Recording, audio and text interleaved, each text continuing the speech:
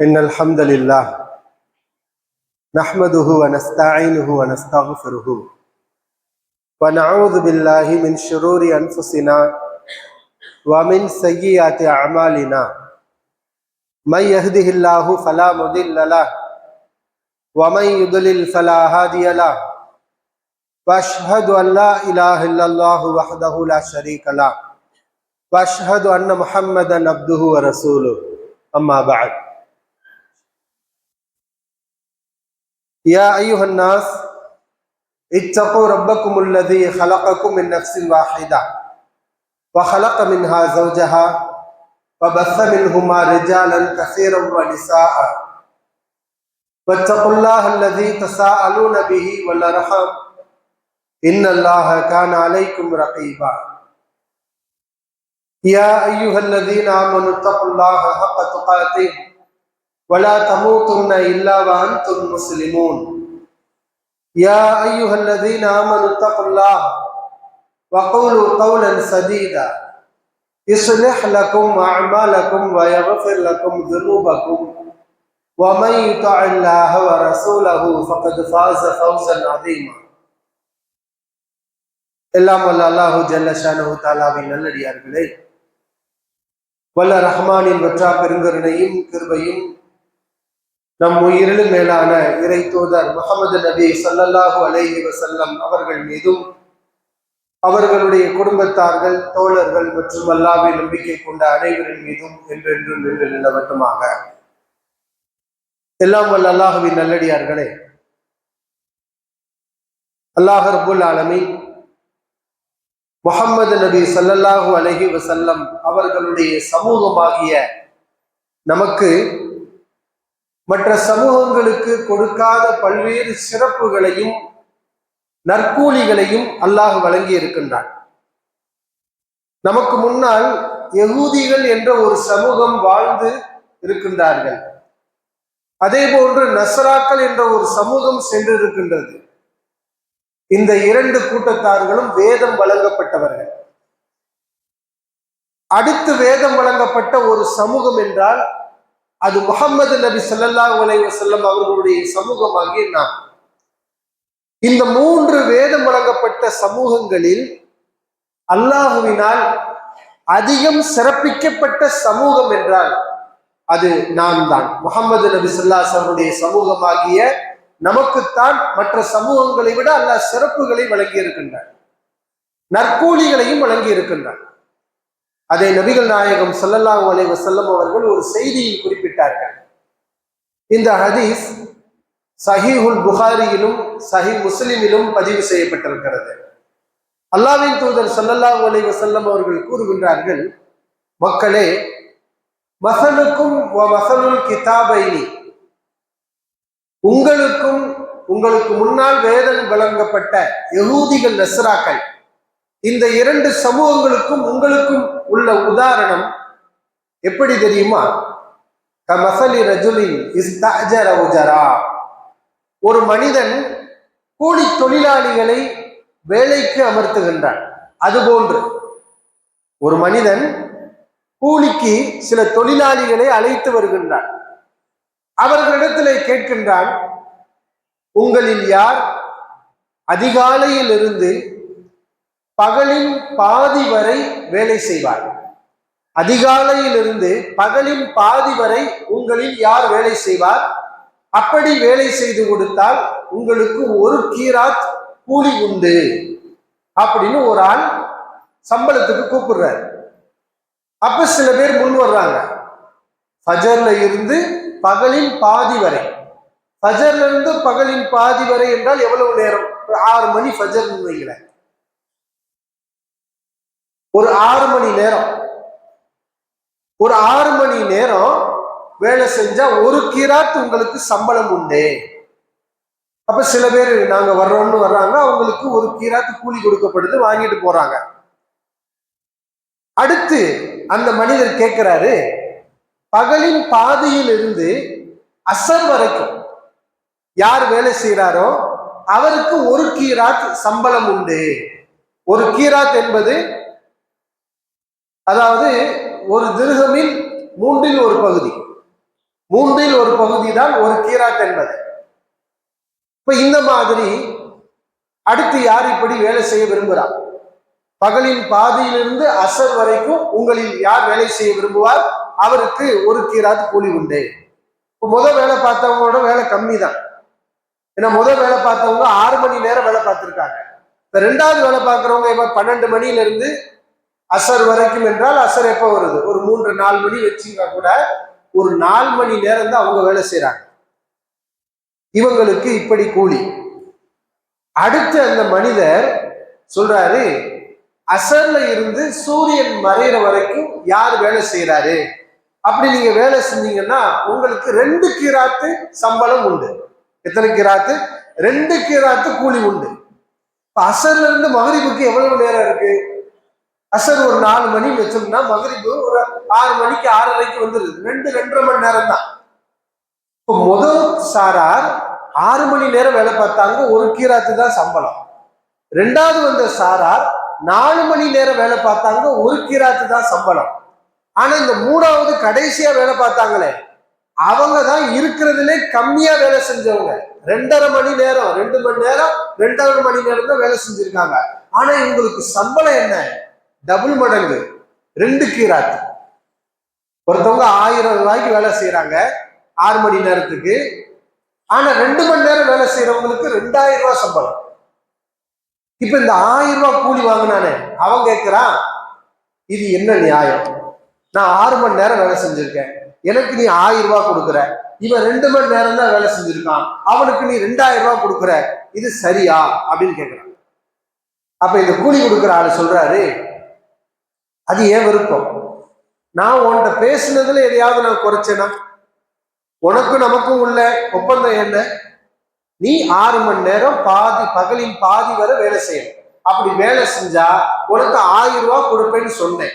நீ வேலை செஞ்ச, உனக்கிட்ட பேசுன மாதிரி அந்த 1000 ரூபாயை நான் கொடுத்துட்டேன். அதுல ஏதாவது குறைச்சனா?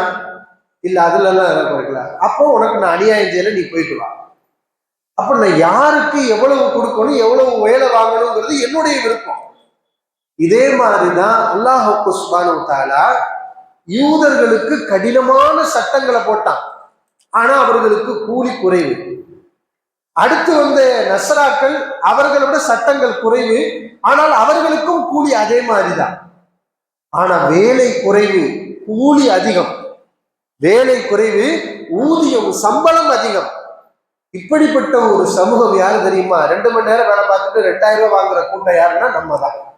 முஹம்மது நபி ஸல்லல்லாஹு அலைஹி வஸல்லம் சமூகமாகிய நாம் தான் என்று அல்லாஹ்வின் தூதர் ஸல்லல்லாஹு அலைஹி வஸல்லம் அவர்கள் சொல்லி காட்டுகின்றார்கள். அல்லாஹ் ரப்புல் ஆலமீன் இந்த மார்க்கத்தை நம்முடைய நபியின் காரணத்தினால், கருணை நபி நபிகள் நாயகம் ஸல்லல்லாஹு அலைஹி வஸல்லம் பாருங்க, அவங்களுடைய வாழ்க்கையில பல்வேறு கட்டங்களில் அவங்க ரொம்ப இதுல கவனமா இருப்பாங்க. என் சமூகத்துக்கு கஷ்டமாயிடக்கூடாது, என் சமூகத்துக்கு அல்லாஹ் கடினமான சட்டங்களை போட்டுவிடக் கூடாது என்பதில் மிகவும் கவனமாக இருப்பாங்க. இரவு தொழுக நம்மளாம் இல்ல, 3 நாள் தொழுதாங்க. சஹாபாக்கள்லாம் கூட்டிட்டாங்க, பள்ளிவாசல் நிரம்பிடுச்சு. ரமலான்ல நபி அவர்கள் எந்த அழைப்பும் விடல. ரசூலுல்லாஹி ஸல்லல்லாஹு அலைஹி வஸல்லம் செய்வதை பார்த்துவிட்டு நடுநிசி இரவில் சஹாபாக்கள் பள்ளி நிரம்ப கூட்டம் குழுமுகிறது. 4வது நாள் ரசூலுல்லாஹி ஸல்லல்லாஹு அலைஹி வஸல்லம் வரல.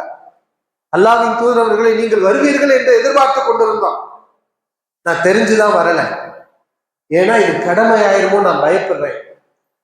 இப்படி அல்லாஹ்வின் தூதர் ஸல்லல்லாஹு அலைஹி வஸல்லம் அவர்கள் ஒவ்வொரு விஷயத்திலையும் என் சமூகத்துக்கு இது கடமை ஆயிடக்கூடாது, கடமை ஆயிட்டா அதுக்கு கேள்வி எனக்கு உண்டு, அதுக்கு விசாரணை உண்டு, அதை செய்ய தவறினால் அல்லாஹ் அதற்கு குற்றம் பிடிப்பான், அது பாவமாக அவர்களுடைய தலையில் சேர்ந்து குமியும், அது அவர்களுக்கு பல்வேறு பாதிப்புகளை ஏற்படுத்தும். இது நபிகள் நாயகம் ஸல்லல்லாஹு அலைஹி வஸல்லம் அவர்களுடைய இயல்பான குணம். அல்லாஹ் ரப்புல் ஆலமீன் இந்த தூதருடைய விருப்பத்துக்கு தகுந்தவாறே இந்த உம்மத்துக்கு சட்டங்களை இலகுபடுத்தி இலகுவான மார்க்கமாக, இலகுவான சட்டங்களை கொண்ட ஒரு வழிகாட்டலாக இந்த மார்க்கத்தை அல்லாஹ் ரப்புல் ஆலமீன் நமக்கு வழங்கி இருக்கின்றார். குர்ஆன்ல ஒரு ஆயத்து இருக்கிறது. அல்லாஹ் இறை நம்பிக்கையாளர்கள் அப்படிப்பட்ட ஒரு துவாவை அல்லாஹ்விடத்தில் செய்ய வேண்டும் என்று அல்லாஹ் கற்றுக் கொடுக்கின்றார். நாம் அனைவரும் இந்த துவாவை அல்லாஹ்விடத்தில் செய்ய வேண்டும். அது என்ன துவா? ரப்பனா வலா துஹம்மில்னா மா லா தாக்கத லனா பி. யா அல்லாஹ், எங்கள் இரட்சகனே, எங்களால் செய்ய முடியாத சிரமமான சட்டங்களை எங்கள் மீது நீ சுமத்தி விடாது. முதலாளிகள் இருக்கிறாங்கல்ல, தொழிலாளிகளை எப்படி வேலை வாங்குறாங்க? அவங்களுக்கு எது முடியும் எது முடியாது எதையும் பார்க்கறது இல்ல. அல்லது முடியும், ரொம்ப கஷ்டப்பட்டு தான் செய்ய முடியும். அதை செஞ்சு முடிக்கிறதுக்குள்ள அவனுடைய பாதி ஜீவன் போய்விடும். இப்படிப்பட்ட கடினமான வேலைகளை வாங்கக்கூடிய முதலாளிகள் இருக்கிறாங்களே, அதுபோன்று எங்களுடைய இரட்சகனே, எங்கள் மீது கடினமான வேலைகளை நீ சுமத்தி விடாது. கமா ஹமைத்தஹு அலல்லதீன மின் கப்லினா, எங்களுக்கு முன் சென்றவர்கள் மீது நீ எப்படி பல கஷ்டமான சட்டங்களை அவர்கள் மீது விதித்தாயோ, அதுபோன்று எங்களுக்கு கடினமான சட்டங்களை விதித்து விடாதே. அல்லாஹ்விடத்திலே இவ்வாறு பிரார்த்தனை செய்ய வேண்டும் என்று அல்லாஹ் ரப்புல் ஆலமீன் நமக்கு கற்றுத் தருகின்றார். அப்ப இந்த பிரார்த்தனையில அல்லாஹ் நமக்கு ஒரு விஷயத்தையும் சொல்றான். கமா ஹமல்தஹு அலல்லதீன மின் கப்லினா, எங்களுக்கு முன் சென்றவர்கள் மீது நீ சுமத்திய சுமைகளை போல எங்கள் மீது நீ சுமத்தி விடாதே. அப்படின்னா அல்லாஹ் முன் சென்ற சமூகத்தாருக்கு கடினமான சட்டங்களை சுமத்தி இருக்கிறான். நிறைய விதிமுறைகள் அவர்களுக்கு போடப்பட்டிருக்கு. அது நிறைய விஷயங்கள். உதாரணத்துக்கு 1-2 விஷயத்தை அல்லாஹ் ரப்புல் ஆலமீன் குர்ஆன்ல சொல்லி காட்டுறான். அல்லாஹ் நமக்கு இந்த மார்க்கத்தை எவ்வளவு இலகுவாக்கி இருக்கிறான். இஸ்ரவேலர்கள்ல ஒரு சாரார் அல்லாஹ்வுக்கு இணை வைத்தார்கள், காளை கன்றை வணங்கினார்கள். இன்னைக்கு இந்த உம்மத்துல இணை வைக்கக்கூடிய கலாச்சாரம் அறியாத மக்கள்கிட்ட இருக்கு. இறந்தவர்களை அழைப்பது, பிரார்த்திப்பது போன்ற காரியங்களை இந்த சமூகத்தில் அறியாமல் சிலர் செய்து கொண்டிருக்கின்றார்கள். அவங்க திருந்திட்டாங்கன்னா இந்த மார்க்கம் என்ன சொல்கிறது? ஒரு மனிதர் தெரியாமலேயே இறந்து போனவங்களை அழைச்சு பிரார்த்தனை பண்ணியிருக்காரு, அல்லாஹ்வுக்கு இணை வச்சிருக்காரு. பின்னாடி அவருக்கு தெரிய வருது, நம்ம தப்பு பண்றோம், நம்ம இஸ்லாத்துல இதுக்கு அனுமதி இல்லை, இது இணை வைப்பு, இது பெரும்பாவம், இதை முற்று ஒண்ணு திருந்தி வர்றாரு. இவருக்கு மார்க்கம் என்ன சொல்லுது? நீ திருந்துவேனா, நீ கடந்த காலத்துல செஞ்ச அந்த இணை வைப்பு எல்லாத்தையும் அல்லாஹ் அழிச்சிருவான். நீ அல்லாஹ்ட்ட மனம் திருந்தி கேள், இனிமே அந்த பாவத்தை செய்யாது, அவ்வளவுதான். இதுதான் இந்த உம்மத்துக்குரிய வழிகாட்டல். ஆனால் இஸ்ரவேலர்களுக்கு இருந்த சட்டம் என்ன? மூசா அலைஹிஸ்ஸலாம் அவர்கள் அந்த மக்களை முஸ்லிம்களாக விட்டு சென்ற நிலையில் மூசா நபி போன பிறகு இவர்கள் காளை கன்றை, ஒரு மாட்டை அவர்கள் வணங்கினார்கள். இப்ப அவர்கள் திருந்தணும். இவர்களுக்கு சட்டம் என்ன தெரியுமா? நீ இணை வைப்ப விட்டு இனிமே செய்யாத, அல்லாஹ்ட்ட மன்னிப்பு தேடு அப்படின்னு நமக்கு உள்ள சட்டம் கிடையாது. அவர்களுக்கு அல்லாஹ் இட்ட சட்டம் என்ன தெரியுமா? ஃபக்துலு அன்ஃபுஸகும், உங்களில் யார், உங்கள் சமூகத்தில் யார் இந்த காளை கன்றை வணங்கினாரோ அவரை காளை கன்றை வணங்காமல் இருந்த நபர் கொள்ள வேண்டும். அப்போ மரணம், மரண தண்டனை. எதற்கு? அல்லாஹ்வுக்கு இணை வைத்து ஒரு மனிதன் திருந்தினால், அதை உணர்ந்து திருந்தினால், அவருடைய தௌபாவுக்கு அல்லாஹ் போட்ட சட்டம் உனக்கு மரண தண்டனை. ஏன்னா யாரும் இது மாதிரி காரியத்தை செய்யக்கூடாது. அப்போ அந்த மாதிரி கொலை செய்யுங்கன்னு அல்லாஹ் சொன்னான். இஸ்ரவேலர்களில் மூசா அலைஹிஸ்ஸலாம் சமூகத்தில் ஆயிரக்கணக்கான நபர்கள் கொல்லப்பட்டார்கள். பிறகு அல்லாஹ் ரப்புல் ஆலமீன் கருணை காட்டி அந்த சமூகத்தில் அந்த சட்டத்தை நீக்கி, வேண்டாம், பாவ மன்னிப்பு தேடினால் போதுமானது என்று சொன்னாங்க. இது மாதிரி ஒரு சட்டத்தை அல்லாஹ் ரப்புல் ஆலமீன் நமக்கு போட்டிருக்கானான்னு கேட்டா கிடையாது. அப்படிதானே? இது மாதிரி நிறைய சட்டங்கள். இன்னைக்கு நம்ம வெள்ளிக்கிழமை நம்ம என்ன செய்யறோம்? ஜும்மாவுக்கு வந்திருக்கிறோம். பாங்கு சொல்லப்பட்டு விட்டால் வியாபாரம் செய்வது ஹராம். இது நமக்குரிய சட்டம். இதா நூதிய லிஸ்ஸலாத்தி ஃபி யௌமில் ஜும்ஆத்தி ஃபஸ்அஉ இலா திக்ரில்லாஹி வதருல் பைஅ. ஜும்மாவுக்கு பாங்கு சொல்லப்பட்டு விட்டால் வியாபாரத்தை விட்டுவிட்டு அல்லாஹ்வை நினைவு கூறுவதற்கு பள்ளியை நோக்கி விரைந்து வாருங்கள். அல்லாஹ் ரப்புல் ஆலமீன் இந்த பாங்குக்கு பிறகு வியாபாரம் செய்யறத ஹராமாக்கி இருக்கிறான். அப்ப நம்ம வியாபாரம் செய்யக்கூடாது, பள்ளிக்கு வந்துடணும். இது நமக்குரிய சட்டம். ஆனா முன்னுள்ள சமூகத்துக்கு இருந்த சட்டம் என்ன? இஸ்ரவேலர்களுக்கு இருந்த சட்டம் என்ன?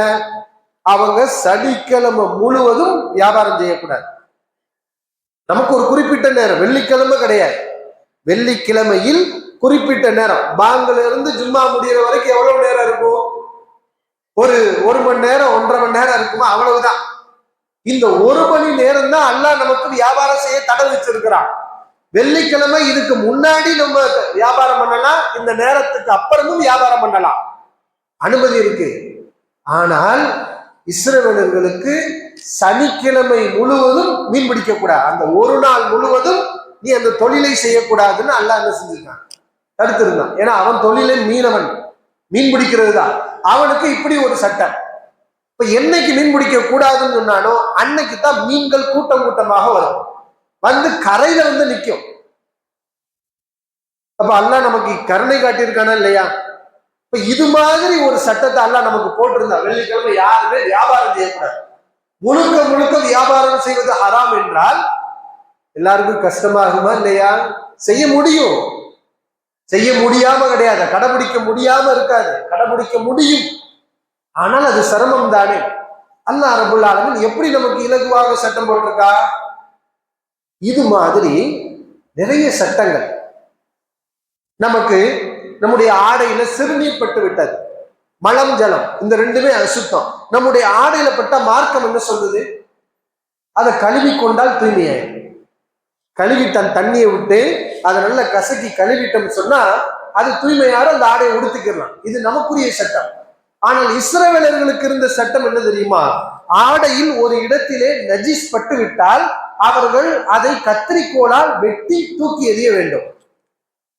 அப்புறம் வேற ஒரு இதை போட்டு ஒட்டு போட்டுக்கணும். நஜீஸ் பட்ட இடத்தை வெட்டி அவர்கள் தூக்கி எறிய வேண்டும். அல்லாஹ் அவர்களுக்கு இட்ட சட்டம் என்ன? நமக்கு இருக்கக்கூடிய சட்டத்தை பாருங்க. நம்ம தொழுகிறோம், பள்ளிவாசல் பக்கத்துல இருந்தா பள்ளிவாசலுக்கு வரணும், பள்ளிவாசல்ல தொழுகணும், இது சட்டம். வெளியில போறோம், எங்க வேணாலும் தொழுதுக்கலாம் இல்லையா? இந்த பூமி முழுக்க எனக்கு பள்ளியாக ஆக்கப்பட்டிருக்கிறது. ரசூலுல்லாஹி ஸல்லல்லாஹு அலைஹி வஸல்லம் சொன்னார்கள், இந்த பூமி முழுவதும் தொழுமிடமாக தூய்மையாக எனக்கு ஆக்கப்பட்டிருக்கிறது. இந்த சமூகத்துக்கு எங்க வேணாலும் தொழுதுக்கலாம். பள்ளியே இல்லையா, ரோடு தானா, கையில துணி இருக்கா, விரிச்சு கூட என்ன செய்யலாம், தொழுதுக்கலாம். அதுக்காக நடு ரோட்ல தொழுதுடக்கூடாது, யாருக்கும் இடைஞ்சல் இல்லாம நாம தனியா தொழுகணும். ஆனா இஸ்ரவேலர்களுக்கு அப்படி கிடையாது, குறிப்பிட்ட இடத்துலதான் தொழுகணும், இப்படி சுத்தம் இருந்தாதான் தொழுகணும் அப்படின்னு அதுல நிறைய கட்டுப்பாடுகள் அவர்களுக்கு விதிக்கப்பட்டிருந்தது. இப்ப அவர்களுடைய உணவு இன்னைக்கு நமக்கு அல்லாஹ் குறிப்பிட்ட விஷயங்களை தான் ஹராமாக்கி இருக்கிறான். பன்றி, மது, தானாக இறந்தவை, இப்படி குறிப்பிட்ட சில விஷயங்களை மட்டுமே அல்லாஹ் ஹராமாக்கி இருக்கின்றார்.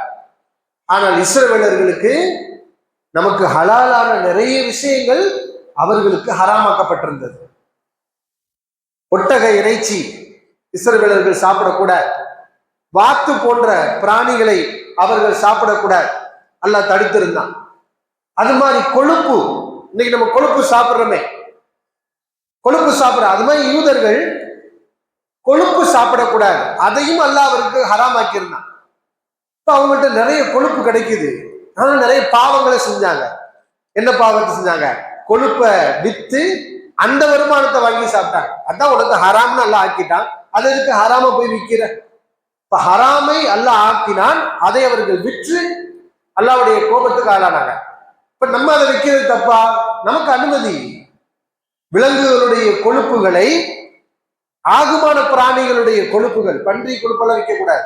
மற்ற ஆடு, மாடு, இது மாதிரியான அல்லாஹ் நமக்கு எதை அனுமதிச்சிருக்கானோ அந்த பிராணிகளுடைய கொழுப்புகளை நாம் உண்ணலாம், நாம் பயன்படுத்தலாம், பிறருக்கும் இருக்கலாம், அல்லாஹ் அனுமதிச்சிருக்கிறான். இது மாதிரி நிறைய விஷயங்கள், அவர்களுக்கு ஹராமான பல விஷயங்களை அல்லாஹ் ரப்புல் ஆலமீன் நமக்கு என்ன செஞ்சிருக்கான்? ஹலால் ஆக்கி இருக்கிறான். அதே போன்று அல்லாஹ் ரப்புல் ஆலமீன் இந்த சமூகத்துக்கு செய்த ஒரு மிகப்பெரிய ஒரு அருள், வழிபாடுகள், வணக்க வழிபாடுகள். அதுலயும் அல்லாஹ் நிறைய வித்தியாசங்களையும் கருணையும் காட்டியிருக்கின்றான். அப்ப இந்த விஷயங்களை எல்லாம் சுட்டி காட்டித்தான் அல்லாஹ் ரப்புல் ஆலமீன் நமக்கு செய்த அருளை நினைத்து பாருங்கள் அப்படின்னு சொல்லி காட்டுறான். யூதர்கள் எப்படி கஷ்டப்பட்டாங்கன்னு பாருங்க. ஆனா இந்த கஷ்டத்துக்கெல்லாம் காரணம் அல்லாஹ் இந்த மக்களை வெறுக்கல. நல்லா விளங்கிக்கோங்க. யூதர்கள் என்ன பாவம் செஞ்சாங்க? இன்னைக்கு யூதர்கள் செய்யற வேலையை நமக்கு பார்த்தா தெரியும். அவன் எப்படிப்பட்ட ஒரு மனுஷன். இயல்பாகவே மனிதர்களில் அதிக தீய புக்தி கொண்ட ஒரு படைப்பு தான் அந்த யூதர்கள். மனிதர்கள் தான். ஆனா மனிதர்கள்ல சில பேர்கிட்ட இயற்கையாக நல்ல குணங்கள் இருக்கும், சில பேர்கிட்ட மோசமான குணம் இருக்கும் இல்லையா? அந்த மாதிரியான ஒரு மோசமான குணம் கொண்டவர்கள் தான் யகூதிகள். இப்ப ஏன் இப்படி எல்லாம் கடினமான சட்டங்கள் அவர்களுக்கு போடப்பட்டது? அல்லாஹ் குர்ஆன்ல சொல்றான், அவங்க செஞ்ச பாவத்தினாலதான். அல்லாஹ் அவங்களுக்கு போடும்போது இலகுவாகத்தான் சட்டங்களை போடுவான். அவர்களுடைய அந்த நிராகரிப்பினாலும் அடங்காத தன்மையினாலும் அல்லாஹ் ரசூலை மதிக்காமல் கீழ்ப்படியாமல் நடப்பதாலும் அவர்களுக்கு கஷ்டத்துக்கு மேல் கஷ்டம், சிரமத்துக்கு மேல் சிரமம் சட்டங்கள் போடப்பட்டது. உதாரணமாக இப்ப அல்லாஹ் நமக்கு குர்பானி கொடுக்கணும்னு சொல்லியிருக்கிறான். நமக்கு அல்லாஹ் இட்ட கட்டளை அதுதானே. ஹஜ்ஜு பெருநாள் அன்னைக்கு யாராருக்கெல்லாம் சக்தி இருக்கோ வாய்ப்பு இருக்கோ குர்பானி கொடுங்க. ஆடு மாடு ஒட்டகத்தை நம்ம அறுத்து பலியிடுறோம். எல்லாரும் நல்லபடியா செஞ்சுட்டு இருக்கோம், அல்ஹம்துலில்லாஹ். யாருக்கு ஒன்றும் சிரமம் இல்லை. அது கூட வசதி படைத்தவர்கள் மீது தான், எல்லோரும் மீது கடமை கிடையாது. ஆனா இதே மாதிரி ஒரு சட்டத்தை மூசா அலைஹிஸ்ஸலாம் அவர்கள் யூதர்களுக்கு சொன்னாங்க. இப்ப நம்ம எப்படி நமக்கு நம்முடைய தூதர் முகமது நபி ஸல்லல்லாஹு அலைஹி அவர்கள் எப்படி நமக்கு பயிற்சி கொடுத்திருக்கிறாங்க? அல்லாஹ் சொன்னா கேள்வி எதுவும் கேட்காம அப்படியே செய்யணும் அப்படின்னு பயிற்சி கொடுத்ததுனால அல்லாஹ்வுடைய அருள் நமக்கு கிடைக்குது. அல்லாஹ் இந்த மார்க்கத்தை நமக்கு இலகுவாக்கி இருக்கான். நிறைய சம்பளத்தை கொடுக்குறான், நிறைய கூலியை கொடுக்குறான். நம்ம நிறைவா வாங்குறோம், கம்மியா வேலை செய்யறோம், நிறைய கூலியை வாங்குறோம். ஏன்னா அப்படிப்பட்ட ஒரு பயிற்சியை வழிகாட்டல அல்லாஹ்வுடைய தூதர் ஸல்லல்லாஹு அவர்கள் நமக்கு கற்றுக் கொடுத்துருக்கிறாங்க. ஆனால் யகூதிகளுக்கு என்ன பண்ணாங்க? மூசா அலைஹிஸ்ஸலாம் அவர்கள் இது மாதிரி ஒரு கட்டளையை தான் சொன்னாங்க. இன்னல்லாஹ யஅமுருகும் அன் தத்பஹு பக்கரா. ஒரு பக்கராவை, ஒரு மாட்டை நீங்கள் அறுக்க வேண்டும் என்று அல்லாஹ் உங்களுக்கு கட்டளை இடுகின்றான். ஒரு மாட்டை நீங்கள் அறுக்க வேண்டும் என்று அல்லாஹ் உங்களுக்கு கட்டளை இடுகின்றான். அல்லாஹ் கட்டளை இடுகிறான்னா ஒரு மாட்டை பிடிச்சி அறுத்தா முடிஞ்சிருச்சு. அல்லாஹ்வுடைய கட்டளையை நிறைவேற்றிடுவ, உனக்குரிய சம்பளம் நற்கூலி கிடைச்சிடும். ஆனா அவன் என்ன பண்ணா? ஏன் அவனுக்கு அல்லாஹ் கடினமான சட்டங்களை போட்டா? அவன் அடுத்து தேவையில்லாத கேள்விகளை கேட்க ஆரம்பிச்சான். அல்லாஹ்வின் தூதர் ஸல்லல்லாஹு அலைஹி வஸல்லம் காலத்திலையும் அறியாமல் சில மக்கள் இப்படி கேட்டாங்க. அப்பெல்லாம் நபிகள் நாயகம் ஸல்லல்லாஹு அலைஹி வஸல்லம் அந்த மக்களுக்கு எச்சரிக்கையை விட்டு, இப்படிலாம் கேட்கக்கூடாது, கேட்டு உங்களுக்கு நீங்களே கஷ்டப்படுத்திக்கிறாதீங்க, வாய மூடுங்க அப்படின்னு அதை நிப்பாட்டிட்டாங்க. இது தப்புன்னு சொல்லி அதை செய்யாதீங்கன்னு தடுத்துட்டாங்க. அதனால சஹாபாக்கள் பண்பட்டார்கள். அல்லாஹ் சொன்னதை அப்படி செஞ்சாங்க, இலகுவா முடிஞ்சிச்சு. ஆனா இந்த யூதர்கள், மாடா, அது என்ன மாடு, அது எந்த மாடா இருந்தா என்ன? அல்லாஹ் மாடை கொடுக்க சொன்னா கொடுக்க வேண்டியதானே? இல்ல அது எந்த மாடு அப்படின்னு கேள்வி கேட்க ஆரம்பிச்சு. அப்ப மூசா அலைஹிஸ்ஸலாம் அல்லாஹ்ட்ட கேட்டு அதுக்கு பதில் சொன்னாங்க. அது கிழட்டு மாடும் கிடையாது, ரொம்ப கண்டுகுட்டியும் கிடையாது, நடுத்தரமான மாடு. சரி, அப்படிப்பட்ட ஒரு மாட்டை பிடிச்சு அறுக்க வேண்டியதானே? அப்பயும் அதை அறுக்கல. ஏன்னா அவன் தன்னை பெரிய அறிவாளின்னு நினைக்கிறான். அல்லாஹ்வை விட, அல்லாஹ்வுடைய ரசூலை விட நான் அறிவாளி. அப்படி அறிவாளி நினைக்கிறவன் என்ன செய்வான்னா, அல்லாஹ் ரசூலுடைய கட்டளைகளை எதிர்த்து கேள்வி கேட்டுக்கிட்டே இருப்பான். அந்த யூதன் அடுத்து கேட்டான், சரி வயசை சொல்லிட்டீங்க, அந்த மாட்டுடைய கலர் என்ன, அந்த மாடு என்ன கலர், என்ன நிறம் அப்படின்னு கேட்டேன். மூசா அலைஹிஸ்ஸலாம் அல்லாஹ்ட்ட கேட்டு, அது மஞ்சள் நிற மாடு, அதுல எந்த கலப்படமும் இருக்கக்கூடாது, அப்படிப்பட்ட ஒரு மாடு அப்படின்னு சொல்லிட்டாங்க. சரி, அப்பயாவது செய்யணுமா இல்லையா? ஒரு மஞ்சள் நிற மாட்டை பிடிச்சு அறுக்கணுமா இல்லையா? அதையும் அவன் செய்யல. மறுபடியும் கேட்டான், சரி நிறத்தை சொல்லிட்டீங்க, வயசை சொல்லிட்டீங்க, அது இன்னும் எங்களுக்கு அதுல குழப்பமாவே இருக்கு, எங்களுக்கு குழப்பம் தீரல, இன்னும் தெளிவா பதில் சொல்லுங்க. மூசா நபிய மடையராக்க பாக்குறானுங்க. நீ தெளிவா ஒண்ணு, ஒரு ரசூல் சொல்றாரு, அந்த ரசூலுடைய வார்த்தை தெளிவில்லையா, இன்னும் தெளிவா சொல்லுங்க, எங்களுக்கு குழப்பமா இருக்கு. அப்படியா? அந்த மாடு விவசாயத்துக்கு உழுவதற்கு பயன்படுத்தப்பட்டிருக்க கூடாது. அந்த மாட்டுல ஒரு சின்ன குறைபாடு கூட இருக்கக்கூடாது. இப்ப இருக்க இருக்க சட்டங்கள் அதிகமாக போடப்படுது, கடுமையாக்கப்படுகிறது. இவ்வளவு சொல்லியாச்சா? இப்பதான் நீங்க கரெக்டான பதில சொல்லியிருக்கீங்க. என்ன சொன்னா, மூசா நபியை பார்த்து இப்பதான் நாங்க கேட்ட கேள்விக்கு சரியான பதிலே வந்திருக்கு. அப்ப இவ்வளவு நேரம் அவர் என்ன பண்ணார்? முதல் நீ மாட்ட அருடான்னு சொல்லும் போதே அவர் என்ன சொன்னா தெரியுமா? தத்தஹிதுனா ஹுசுவா, மூசா எங்களை கிண்டல் பண்றியா அப்படின்னு கேட்டார். எங்களை நீங்க கிண்டல் பண்ணுகிறீர்களா?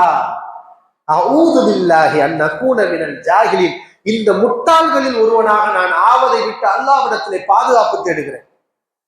மூசா அவங்க சொல்லிட்டு தான் இவ்வளவு விஷயமும் நடந்துச்சு.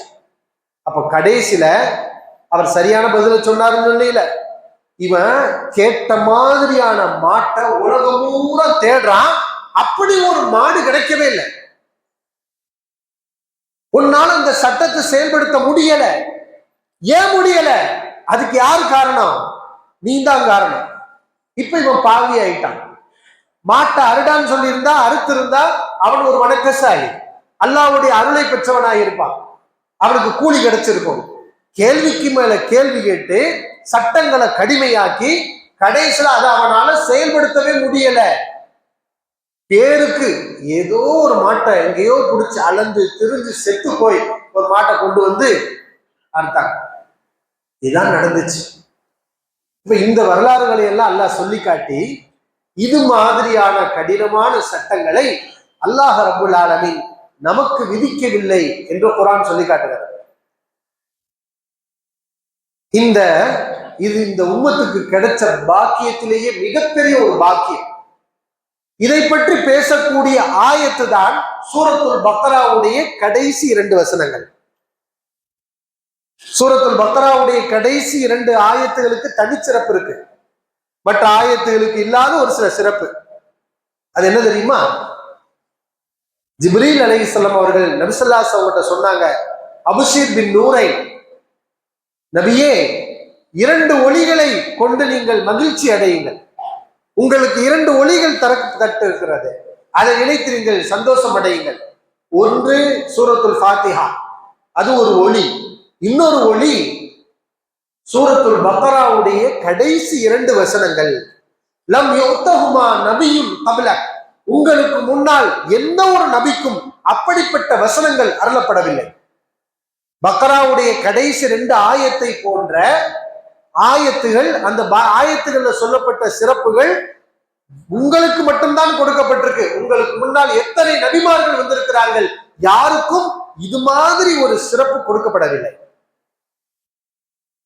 அந்த 2 ஆயத்துகளை ஒருவர் இரவிலே உறங்கிவிட்டு படுத்தால் கஃபத்தாஹு, அவையே அவருக்கு போதுமானதாக இருக்கும் என்று நபிகள் நாயகம் ஸல்லல்லாஹு அலைஹி வஸல்லம் சொல்லியிருக்கிறாங்க. அப்ப இந்த 2 ஆயத்துல அல்லாஹ் என்ன சொல்லி காட்டுறோம்? அது எப்ப இறங்கு தெரியுமா? அந்த 2 ஆயத்துக்கு முன்னாடி உள்ள ஆயத்து தான் இறங்கு. லில்லாஹி மா ஃபிஸ் ஸமாவாத்தி வ மா ஃபில் அர்த், வானங்களில் உள்ளவையும் பூமியில் உள்ளவையும் அல்லாஹ்வுக்கே உரியன. இன் துபது மா ஃபி அன்ஃபுசிக்கும் அவ் தஃபூஹு யுஹாசிபுக்கும் பிஹில்லாஹ், உங்களின் உள்ளங்களில் உள்ளதை நீங்கள் வெளிப்படுத்தினாலும் உள்ளங்களில் உள்ளதை மறைத்தாலும் அதற்காக அல்லாஹ் உங்களை விசாரணை செய்வான். ஃபயக்ஃபிரு லிமன் யஷா வ யுஅذிபு மன் யஷா, தான் நாடியவரை அவன் மன்னிப்பான், தான் நாடியவரை அவன் தண்டிப்பான் என்ற ஆயத் முதல்ல இறங்குது. இது இறங்கினோடனே சஹாபாக்கள் கவலைப்படுறாங்க. இந்த ஆயத் அவங்களுக்கு ஒரு நெருக்கடியை கொடுக்குது.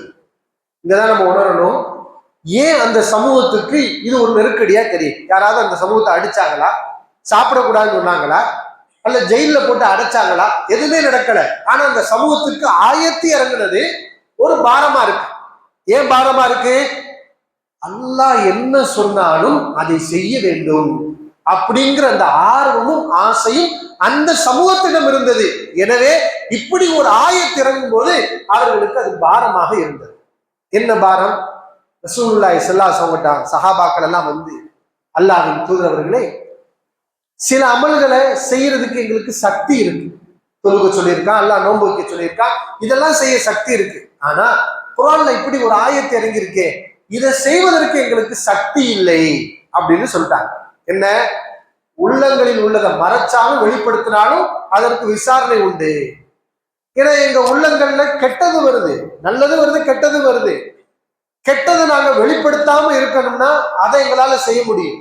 ஆனா உன் உள்ளத்தில் கெட்டது வந்தாலும் அதற்கும் விசாரணை உண்டு என்றால் எப்படி எங்க மனசுல நாங்க கெட்டதை நினைக்காம இருக்க முடியும்? அது முடியாது. இப்ப இந்த ஆயத்துல உள்ள விஷயத்தை எங்களால செயல்படுத்த முடியல, சக்தி இல்லை அப்படின்னு தான் சொன்னாங்க. இந்த வார்த்தையை கேட்டோன்னே இந்த கேட்ட கேள்விக்கு ரசூலுல்லாஹி ஸல்லல்லாஹு அலைஹி வஸல்லம் பதில் தெரியல. ஏன்னா அல்லாஹ் சொன்னாதானே பதில் தெரியும். இந்த சஹாபாக்கள் கேட்ட கேள்விக்கு நபிகள் நாயகம் ஸல்லல்லாஹு அலைஹி வஸல்லம் பதில் தெரியல. ஆனா இந்த கேள்வி தப்புன்னு தெரியுது. அல்லாஹ்வுடைய வார்த்தையில செயல்படுத்த முடியும் முடியாதுன்னு பேசலாமா? குர்ஆன்ல அல்லாஹ் ஒரு ஆயத்தை இறக்கிருக்கிறான், இதை முடியும் இது முடியாதுன்னு பேசலாமா? இது தப்பு இல்லையா? உடனே சஹாபாக்களை கண்டிக்கிறாங்க. நீங்க எப்படி பேசுறீங்க? உங்களுக்கு முன்னால் வேதம் வழங்கப்பட்ட யூதர்கள் நசராக்களும் பேசியதை போன்று நீங்கள் பேச நினைக்கின்றீர்களா? அவங்க தான் சொன்னாங்க, அல்லாஹ்வுடைய வார்த்தையை கேட்டோம் ஆனா கட்டுப்பட மாட்டோம். கிட்டத்தட்ட அந்த சாயல்ல இருக்கேன். அல்லாஹ் இதை சொல்லியிருக்கான், இதை எங்களுக்கு முடியும், அல்லாஹ் இதை சொல்லியிருக்கான், இதை எங்களால முடியாது அப்படின்னு பேசுறது யூத நசராக்களை போன்று இருக்கிறதே. நபி ஸல்லல்லாஹு அலைஹி வஸல்லம் கோபப்பட்டு கண்டிக்கிறாங்க. இந்த சஹாபாக்கள் எல்லோரும் பயந்து நின்று இருந்த சஹாபாக்கள்லாம் உடனே மண்டியிட்டு நம்ம பெரிய தப்பு செஞ்சுட்டோம், பேசக்கூடாத வார்த்தைகளை சொல்லிட்டோம் அப்படின்னு பணிஞ்சிட்டாங்க. அப்ப நபி சொல்லி கொடுக்குறாங்க, நீங்க இப்படி பேசக்கூடாது. இப்ப எல்லாரும் சொல்லுங்க, சமிஅனா வ அதாஅனா. அல்லாஹ் இறக்கியதை நாங்க நம்புறோம், அல்லாஹ் சொன்னதுக்கு நாங்க கட்டுப்படுறோம், கேட்டோம் கட்டுப்பட்டோம் என்று சொல்லுங்கள் என்று ரசூலுல்லாஹி ஸல்லல்லாஹு அலைஹி அவர்கள் சஹாபாக்களுக்கு சொல்லி கொடுக்குறாங்க.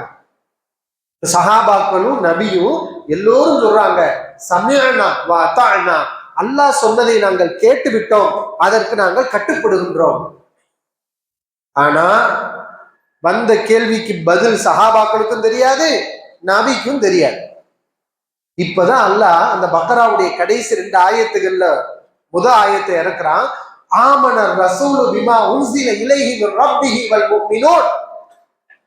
அல்லாஹ்விடமிருந்து அருளப்பட்டதை இந்த ரசூலும் மூமின்களும் நம்பிக்கை கொண்டு விட்டார்கள்.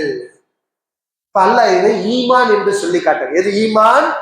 அல்லாஹ் ஒன்றை சொன்னால் அதை நம்புவது. அதில் எழுந்த சந்தேகங்களுக்கு நமக்கு விளக்கம் கிடைக்குதோ கிடைக்கலையோ, அல்லாஹ்வுடைய வார்த்தைகளை, அல்லாஹ்வுடைய ரசூலுடைய வார்த்தைகளை அப்படியே நம்புவது ஈமான். இந்த நபி ஈமான் கொண்டு விட்டார், இந்த சஹாபாக்கள் ஈமான் கொண்டு விட்டார். அல்லாஹ் அவர்களை மூமின்கள் என்று அங்கீகாரம் கொடுக்கின்றார். ஆனா அவங்களுக்கு எழுந்த சந்தேகங்களுக்கு பதில் கிடைக்கல. இப்பதான் அல்லாஹ் என்ன செய்யறான், அடுத்து சொல்லி காட்டுறான். நீங்க எப்படி லாயு கல்லிஃபுல்லாஹு நஃப்ஸன் இல்லா உஸ்ஆஹா. எந்த ஒரு ஆத்மாவையும் அல்லாஹ் அந்த ஆத்மாவுடைய சக்திக்கு உட்பட்டு தான் அதன் மீது கடமைகளை விதிப்பான். சக்திக்கு மீறி அல்லாஹ் எந்த ஒரு ஆத்மாவுக்கும் கடமைகளை விதிக்க மாட்டான் என்ற ஆயத்தை அல்லாஹ் இறக்குகிறார். இதுதான் அவர்கள் கேட்ட கேள்விக்கான பதில்.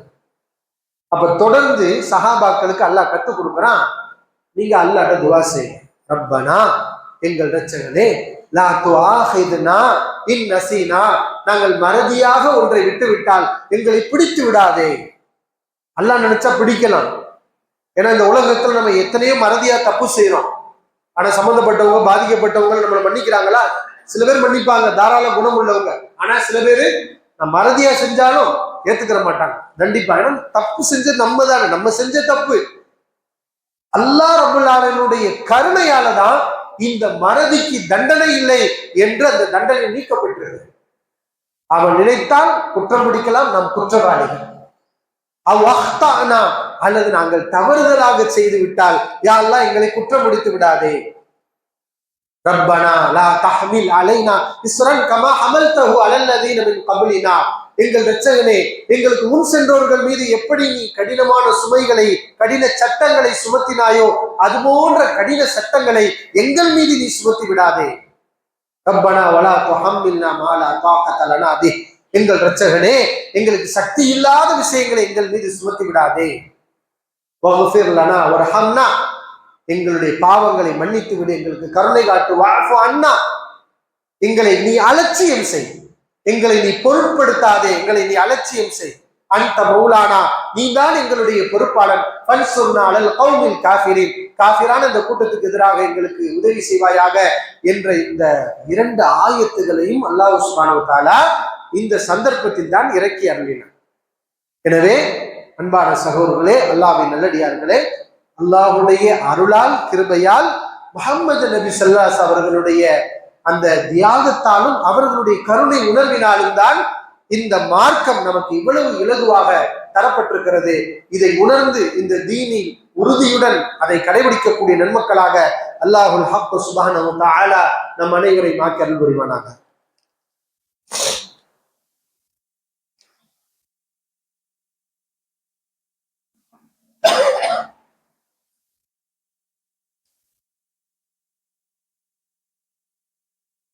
அல்ஹம்துலில்லாஹி ரப்பில் ஆலமீன் வஸ்ஸலாத்து வஸ்ஸலாமு அலா ரசூலினா முஹம்மதின் வ அலா ஆலிஹி வ ஸஹ்பிஹி அஜ்மஈன்.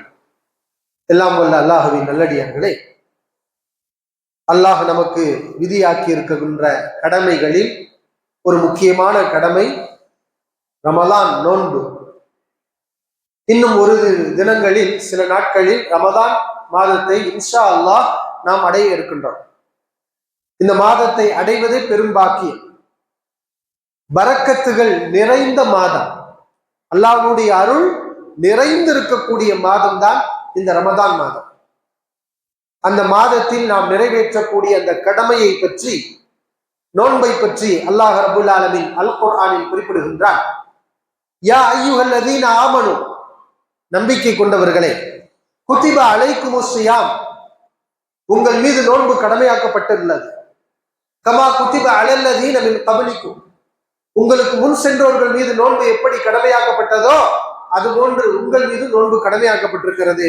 லஅல்லக்கும் தத்தகூன், நீங்கள் பயபக்தியாளர்களாக ஆவதற்காக என்று அல்லாஹ் ரப்புல் ஆலமீன் குர்ஆனில் குறிப்பிடுகின்றார். இப்ப நோன்பு என்ற வணக்கம் நமக்கு மட்டும் கடமையாக்கப்பட்ட ஒரு புதிய வணக்கம் அல்ல. நமக்கு முன்னாலும் இந்த வணக்கத்தை அல்லாஹ் ரப்புல் ஆலமீன் முன் சென்ற சமூகத்தாருக்கு கடமையாக்கினார். ஆனால் இங்கும் அல்லாஹ்வுடைய அருளை நாம் சிந்தித்து பார்க்க வேண்டும். நாம நோன்பு நோக்கக்கூடிய முறைகள் எப்படி, ஆனால் இதற்கு முன்னால் இருந்த முறைகள் எப்படி, அதெல்லாம் பார்த்தோம் சொன்னா நோன்பு என்பது ரொம்ப ரொம்ப இலகுவான ஒரு வணக்கம் என்பதை நம்ம உணரலாம்.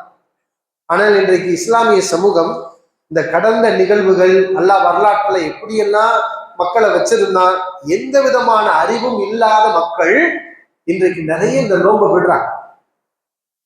நோன்பு நோக்கக்கூடிய மக்களும் உண்டு.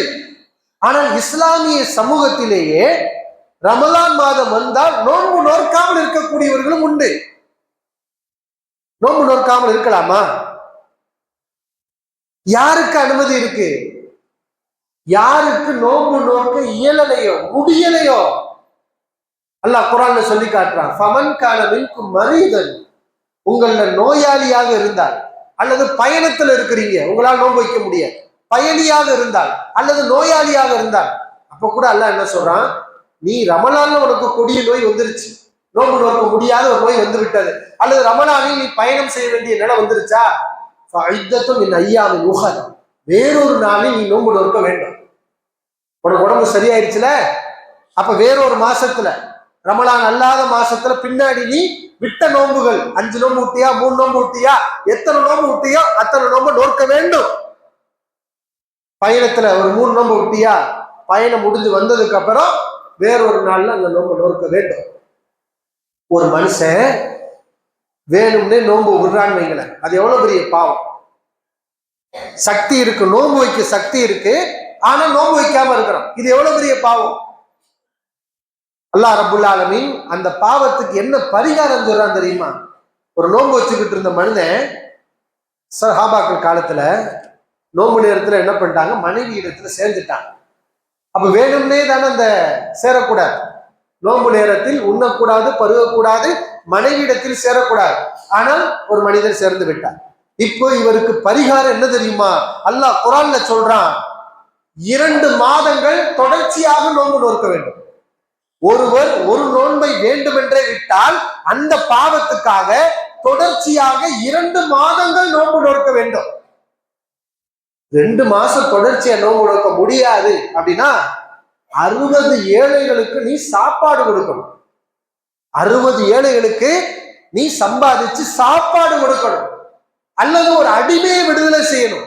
இவ்வளவு கடுமையான பரிகாரத்தை அல்லாஹ் போடுறான்னா வேண்டுமென்றே நோன்பை விடுவது எவ்வளவு பெரிய பாவம்.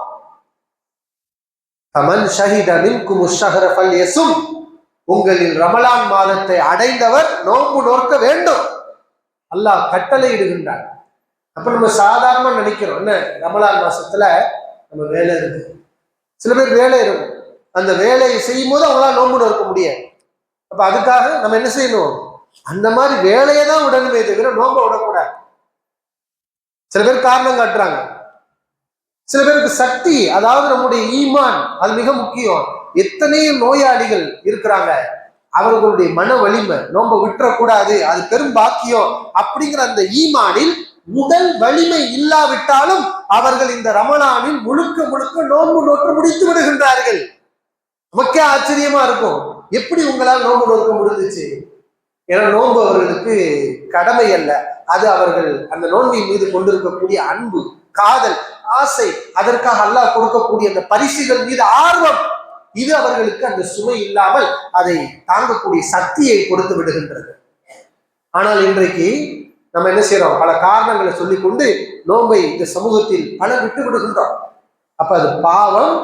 நாம தான் என்ன செய்யணும், நம்முடைய வேலைகள் அப்படி இருந்தா கூட இந்த ஒரு மாசத்துலயாவது நோன்பு வைத்துக் கொண்டு வேலை செய்யற மாதிரியான வேலைகளை நம்ம தேர்வு பண்ணணும். மற்ற நாட்கள் எப்படி வேணா வேலை செஞ்சுக்கலாம், கடின வேலைகளை. ஆனால் இந்த நோன்பை விடாமல் எந்த வேலையை செய்ய முடியுமோ அப்படிப்பட்ட வேலைகளைத்தான் இந்த மாதத்தில் நாம் செய்து இந்த நோன்பை விடாமல் நாம் இருக்க வேண்டும். அல்லாஹ் ரப்புல் ஆலமீன் இதை உணர்ந்து, ஏன்னா நோன்புங்கிறது அல்லாஹ் நமக்கு ரொம்ப இலகுவாக்கியிருக்கான். நம்ம முன் சென்ற சமூகம் சொன்னோம் இல்லையா, இப்ப நமக்கு அல்லாஹ் சொல்ற சட்டம் சாப்பிடக்கூடாது, குடிக்கக்கூடாது, மனைவி இடத்துல சேரக்கூடாது. அதுவும் எப்போ, ஃபஜர்ல இருந்து சூரியன் மறைகிற வரைக்கும் மட்டும்தான், இரவு நேரம் முழுக்க அனுமதி. ஆனா முன் சென்ற சமூகங்களுக்கு இருந்த சட்டம் என்ன தெரியுமா, யாருக்கிட்டையும் பேசக்கூடாது, கூடுதலாக இருந்தது. யார்கிட்டையும் மௌன விரதம் சொல்லுவோம் இல்லையா, யாருக்கிட்டையும் பேசக்கூடாது, சாப்பிடக்கூடாது, குடிக்கக்கூடாது, இல்லறத்தில் ஈடுபடக்கூடாது, யாருக்கிட்டையும் பேசக்கூடாது. மரியமர் சோழனை பத்தி அல்லாஹ் குர்ஆன்ல சொல்லி காட்டுறான், இன்னி நதர்து லிர்ரஹ்மானி ஸௌமா, ரஹ்மானுக்கு ஒரு நோன்பு நோற்பதாக நான் நேர்ந்திருக்கின்றேன். ஃபலன் கல்லிமல் யௌம இன்சியா, எனவே நோன்பாளியாக நான் யாரிடத்திலையும் பேச மாட்டேன், பேசக்கூடாதுங்கிற சட்டம். இன்னைக்கு அந்த மாதிரி சட்டத்தை அல்லாஹ் போட்டிருந்தா நம்மளால வியாபாரம் செய்ய முடியுமா, யார்ட்டையும் பேசாம இருக்க முடியுமா? நோன்பு வைத்துக் கொண்டு கருணை காட்டி அல்லாஹ் அந்த சட்டத்தை இலகுபடுத்தி இருக்கார். இதை நம்ம உணரணும். இஸ்லாத்தின் ஆரம்ப காலத்துல சஹாபாக்கள் எப்படி நோன்பு வச்சாங்க தெரியுமா? இன்னைக்கு நம்ம இரவு நேரம் முழுவதும் சாப்பிடலாம், தூங்கலாம், அல்லாஹ் அனுமதிச்சு எல்லாத்தையும் செய்யலாம், பகல்ல மட்டும்தான் கட்டுப்பாடு. ஆனா சஹாபாக்களுக்கு ஆரம்பத்துல இருந்த சட்டம், ஒரு மனிதர் மகரிபு நோன்பு திறந்துருவார், திறந்தோடனே சாப்பிடுவார். என்ன செய்வாரு, ஒரு 2 மணி நேரம் கழிச்சு அசந்து தூங்கிட்டாருன்னு வைங்களேன். 6 மணிக்கு நோன்பு திறந்தவர் 8 மணிக்கு தூங்கிட்டாருன்னா, தூங்கிய பிறகு எதுவும் உண்ணக்கூடாது, குடிக்கக்கூடாது, தூக்கம் தான் இல்லை. இரவெல்லாம் கிடையாது, ஃபஜர்லாம் கிடையாது. தூங்கிவிட்டால் தூக்கத்துக்கு பிறகு சாப்பிடக்கூடாது, கூட உண்ணக்கூடாது, நோன்பை கடைபிடிக்கணும். அப்போ ஒரு சஹாபி வேலை செஞ்சுட்டு வீட்டுக்கு வர்றார், நோன்பு திறந்துட்டார், பசிக்குது, மனைவிட்ட சொல்ற பசிக்குது சாப்பிடணும் அப்படின்னு. மனைவி கொஞ்சம் பொறுங்க நான் சமைச்சிட்டு வர்றேன்னு சமைக்க போன நேரத்துல இவர் தூங்கிட்டார். இப்ப சாப்பாடு ரெடி, பசிக்குது, சாப்பிட முடியுமா? ஆரம்பத்துல இருந்த சட்டம் இப்படித்தான். அப்புறம்தான் அல்லாஹ் ரப்புல் ஆலமீன், அல்லாஹ் உங்களுக்கு இலகுவானதை நாடுகிறான், கடினத்தை நாடவில்லை, என்னுடைய அருளால் இது போன்ற கடின சட்டங்களை நீக்குகிறேன். குலு வஷ்ரபு ஹத்தா யதபய்யன லக்குமுல் ஹைத்துல் அபியது மினல் ஹைத்தில் அஸ்வதி மினல் ஃபஜ்ர், ஃபஜர் உதயமாகின்ற வரை இனி நீங்கள் உண்ணலாம், குடிக்கலாம் என்ற சட்டத்தை அல்லாஹ் தளர்த்தி அனுமதி கொடுத்தான். இப்படி நமக்கு அல்லாஹ் ரப்புல் ஆலமீனுடைய கிருபையால் இந்த வணக்கங்கள் இலகுவாக்கி தரப்பட்டிருக்கு. இப்படிப்பட்ட வணக்கத்தை நாம் அலட்சியம் செய்து பொதுமோக்குத்தனமாக உதாசீனப்படுத்தி விடாமல் அதை பேணி நிறைவேற்றக்கூடிய மக்களாக அல்லாஹ் ரப்புல் ஆலமீன் நம் அனைவரை மாக்கி அன்புரிவானாக. வாஹிரு தஅவானா அல்ஹம்துலில்லாஹி ரப்பில் ஆலமீன்.